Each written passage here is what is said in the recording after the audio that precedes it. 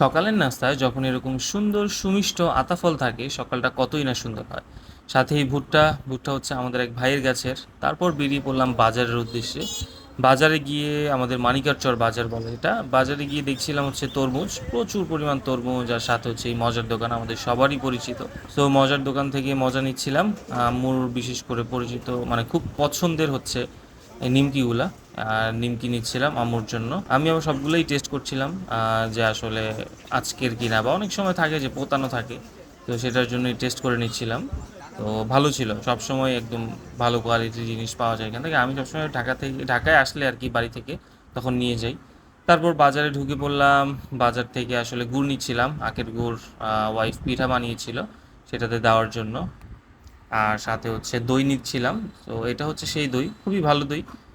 বাজারের মধ্যে খুব ভালো।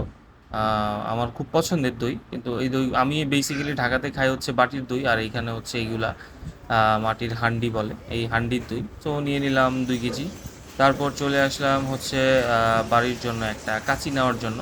এটা হচ্ছে নিরি কাঁচি, একদম বাম পাশেরটা। সেটা আমি দেখছিলাম আসলে বককাচি এরকম কী অবস্থা, খুবই পাতলা, খুব ভালো, খুব ধার আছে। তাকে দিয়ে ওই বাটালটা চেঞ্জ করে নিলাম। তারপর চলে আসলাম বাড়ির উদ্দেশ্যে, বের হয়ে গেলাম। এই প্রচণ্ড গরমে ঠান্ডা পানি না হইলে আসলে চলেই না, আর সাথে যদি হয় এরকম সুন্দর তরমুজ, তাহলে দিনটা কত সুন্দরই না হয়। আল্লাহ হাফিজ।